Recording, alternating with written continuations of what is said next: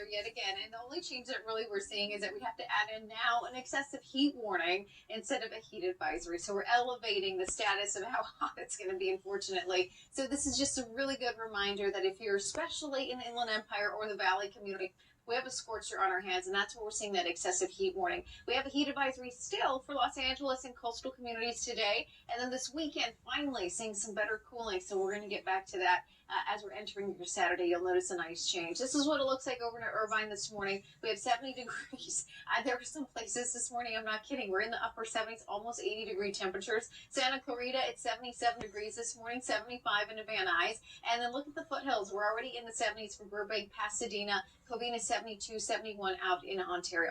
I mean, that makes it really hard to cool down the house in that overnight period if you don't have the air conditioning going. So again, I know it's probably tough for a large majority of the Southland dealing with the heat, even trying to get to bed now. Heat advisory in that orange color. We have the excessive heat warning in this magenta color. And again, both are just reminders. Don't overexert yourself outside.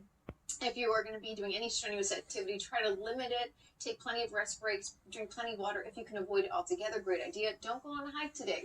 That's a great recommendation. It's just way too hot in some of these areas to do so. High pressure is out, and it is really heating us up. Now, this is going to break down pretty well by the time we're heading into your Saturday, but right now it's dominating. You can see that ridge is way up into Canada. Now, the energy that's coming in is a low pressure center, and it's right now parked right out to the Pacific, but eventually it's going to start to make its way into Southern California, and it's going to provide us with nice cooling. By the time we're heading into Tuesday, it's right on top of Southern California, and it's just going to be very beautiful around here. So we just have to get through today. Tomorrow's pretty warm too, and then Saturday we're starting this really nice cooling. Temperatures are going to get down to the low 80s, and by Wednesday, thanks to that low pressure center coming in, it's always a little colder on the backside of a little cold front, so we're around 79 degrees on your Wednesday, so that'll be much nicer around here. If you're heading out to the Valleys, Inland Empire, good morning. We're back to 100C.